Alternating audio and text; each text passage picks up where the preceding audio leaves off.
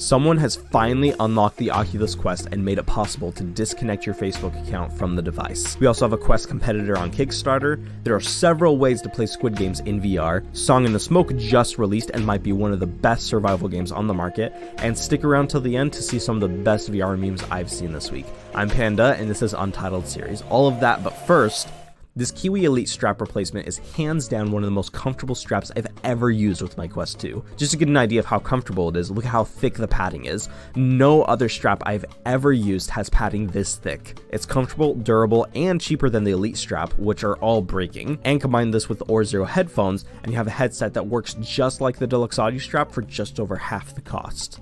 I made a video reviewing this strap if you want to learn more about it, or just head on over to Amazon or their website where you can get 15% off by joining their email list, both linked down below.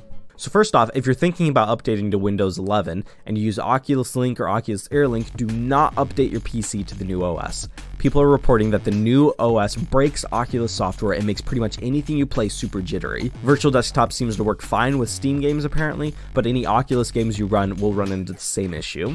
So just wanted to throw that out there. If you want to update, it's probably worth waiting for a little bit. Lynx just launched a very unique AR and VR headset on Kickstarter for about $500 US. It touts itself as being the only unique headset that covers all four categories of XR, that is AR, VR, as well as being tethered and standalone, meaning that this is a potential Quest competitor and honestly a competitor with all headsets. The headset features very unique lenses that allows the headset to have a very small form factor compared to most other headsets. I was actually really hesitant to get the headset because of how experimental it looks and how weird it looks having the lenses exposed like it does, but apparently that's only when you're doing the AR version of it. They do have a facial interface that you attach when you want to do it for VR so that it can block out the light. I was really tempted to jump on the Kickstarter, but with the next Quest headset probably coming out in like 2 weeks, or being announced in 2 weeks I should say, and with limited funding that I have on this channel, I'm probably going to sit this one out. But if you're a Facebook hating edgelord that actually cares about your data and privacy, then I highly recommend you check out their Kickstarter linked below. Or instead, just download Oculus. Yes, Oculus. Oculus is a side-loadable tool that just released that lets you unlink your Facebook account from the Oculus Quest. That's right, boys, the moment we have all been waiting for has arrived. All of the beauty of the glorious, all-powerful Quest 2 without Zuck seeing how much time you spend with yourself in VR chat. The catch is that you still need a Facebook account to set up the device, and then once you do disconnect your account, all Oculus services will no longer work. That means there's going to be no access to Oculus Store, any Oculus apps, and any games that you've already purchased from the store. You'll still be able to play any of the massive amounts of games on SideQuest or Itch that you can sideload onto the device, but you also won't be able to connect to the PC to use as a PC VR headset using AirLink or Virtual Desktop. Neither of those options will work. The only way you'll still be able to use it is as a PC VR headset would be if you use Oculus Link, which would still require your Facebook account on the PC app, or if you used a Virtual Desktop alternative that's actually free called ALVR, which I've tried before and it does work. It's just not as good or as easy to use as Virtual Desktop, but it is an option if you just want to use the headset for PC VR without Facebook connection. The program is available to download from GitHub, which I'll link to below. And by the way, this was created by BashG564, who is infamous for finding several Oculus links in firmware updates, including much of the information we know about the upcoming Quest Pro or Plus or whatever it's going to be. And by the way, he's barely just turned 17, which is kind of amazing. He's 17 and he made this code that can unlock Facebook, and nobody else was able to until him. It's kids like him that make me wonder where I went wrong in my own life. Song in the Smoke is a survival game that just released for the Oculus Quest, Rift, and PSVR for $29.99. I bought the game to try it out because I love survival games, and I just have to say this one is really fun. The best parts about this game is the fantastic art style, which looks absolutely beautiful and sometimes really freaky. And while the art style does seem a bit simple and cartoony like many other Quest games, it still felt extremely immersive, especially when I was walking around at night with just the light of my torch. I also love the small ways it immerses you in the game by having you actually hit sticks, rocks, and bones against each other to actually craft things.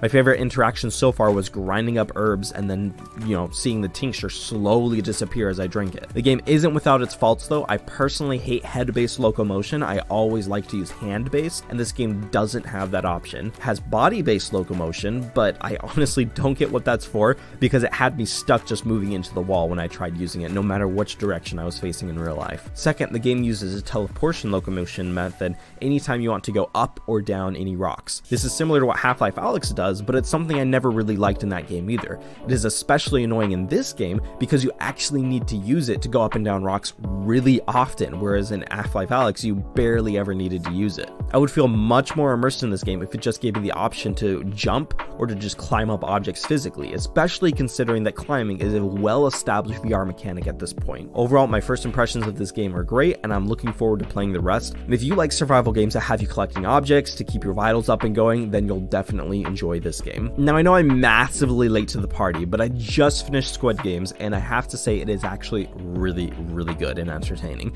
I know many of you edgelords are looking for a reason to hate it and say that it's overrated, but if anything, I'd say the show is massively underrated. But anyways, we already have several different ways that you can play all of the games in the show in VR. Well, not all of them, most of them. My favorite way is with VR chat, where they have a world dedicated to the red light, green light game with fantastic mechanics. It just works perfectly, just like the movie. VR chat also has another Squid Game world where you can jump through the glass and try a couple of other versions of the game. I think it has a red light, green light too, but it's not the same. It's just like, it's when you play with friends where you have a friend calling out red light, green light. And that's pretty much it for VR chat. Rec Room has 4 out of 6 of the games completely playable, and the world that you play in looks really cool. Though I don't love Rec Room mechanics, it's still really cool playing all of the other games that VR chat didn't have. And finally, if you want to download a quest game dedicated to red light, green light, there's a game by that exact name that you can download that has more interesting mechanics than the other two by requiring you to move your hands to walk forward. I'll include a link to that game, which is available on itch, in the description below. T for God, one of my favorite games from SideQuest, just released a product that resembles a finished product, a finished game. It is now available for Quest on App Lab or for PC via itch. The game is a roguelike game set in the future where you walk around in impossible non-Euclidean spaces within the confines of your actual play space. There's no stick locomotion here. You physically walk around endlessly as the game generates hallways around corners where you just came from in a very trippy and immersive way. The game is very unique in how it approaches locomotion, and I think that anyone interested in VR should try it, and more games should implement similar systems to this. The game also makes use of hand tracking, though I did find the hand tracking pretty complicated. It still is a pretty cool option. Lone Echo 2, a highly anticipated Rift exclusive, is finally releasing tomorrow after years of development. This is the sequel to a game that is in my top 5 favorite VR games of all time, and if I were judging games based solely on graphics, Lone Echo 1 might be number 1. It is that good of a game. This is the original game that Echo Arena was based on, so if you enjoy Echo Arena, you'll definitely enjoy the actual story-based game. This will be the last Rift exclusive from Oculus, however, and the end of a Rift era, and many people are pointing out that they haven't seen very much marketing for this game, speculating that they might be working on a Quest version and are saving their marketing budget for when that releases. Normally I'd say that's impossible, but as we found out last week, devs over at Facebook have done a deal with the devil and found a way to port massive games like Medal of Honor over to the Quest. So, I mean, who knows? Maybe they actually found a way to do it with Lone Echo. Again, this is just speculation and we have no concrete evidence that they are actually working on a Quest version, but if you have a PC, you should definitely try it out. This one is worth selling your soul to Facebook in order to play. Speaking of Facebook, well, actually, when do we not talk about Facebook anymore? But anyways, they just rebranded Facebook Horizons to just Horizon Worlds. Not only that, but they're taking a tried and true strategy of copying other developers' products and are now implementing a $10 creator fund, no, excuse me, $10 million creator fund to encourage people to build worlds for the platform. This is very similar to games like Rec Room. I personally see this game as dead in the water. It basically only allows the Facebook avatar system, which isn't bad, but it's not great. And one of the reasons people play VR chat so much is for the unlimited avatar possibilities. And one reason Rec Room is so full of kids is for their childish looking avatars.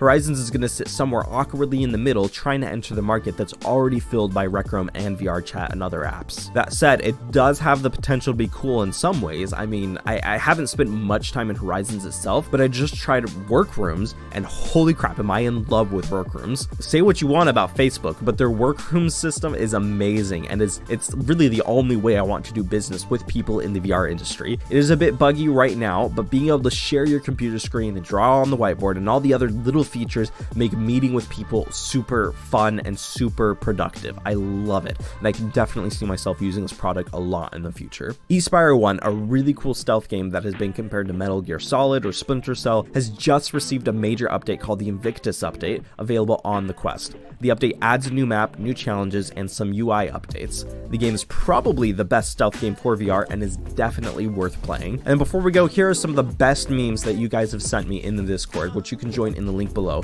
I've been doing tons of game giveaways, and you can send me your favorite memes, and we can all have a grand old time. So if that interests you, the link is down below. Me and my VR chat friends looking at the mirror. This is so relatable. This is literally what VR chat is. If you've never been in VR chat, this is what it is. This is all you need to know. And then I saw this on Facebook. Somebody posted this daily challenge in Population 1, down one player with an ass. I don't think that'll be that hard to do. That's it for this video, guys, so go on and get out of here. Go disconnect your Facebook account from your headset. Go protect your privacy and personal data. Go make sure Zuckerberg doesn't know how much time you spend in the browser app for some reason. Go disconnect your account and then go back to peacefully looking up those toe pics.